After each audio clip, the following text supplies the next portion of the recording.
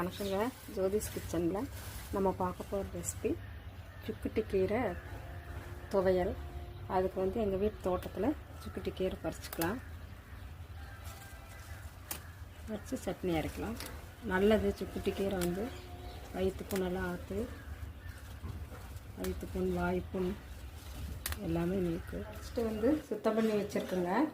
இனி அதை நம்ம நல்லா வதக்கி துவையல் அரைச்சிடலாம். எண்ணெய் ஊற்றிக்கலாம். எண்ணெய் சூடாகிடுச்சுங்க. கடலைப்பருப்பு 1 ஸ்பூன், கருப்புளுந்து 1 ஸ்பூன், கொஞ்சம் வறுவட்டுட்டு கருவேப்பிலை, வரமிளகாய் 4 போட்டுக்கலாங்க, பூண்டு, சின்ன வெங்காயம்,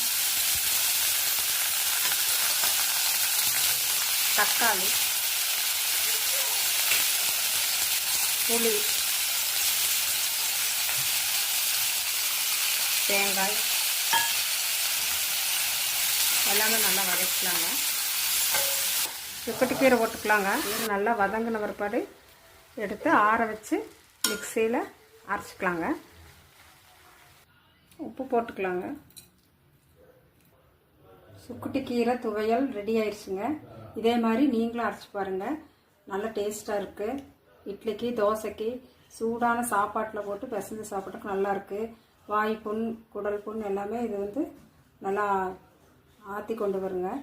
அதனால் இதே மாதிரி நீங்களும் செய்து பார்த்துட்டு லைக் பண்ணுங்கள், ஷேர் பண்ணுங்கள், கமெண்ட் பண்ணுங்கள், மறக்காமல் சப்ஸ்கிரைப் பண்ணுங்கள். தேங்க்யூ.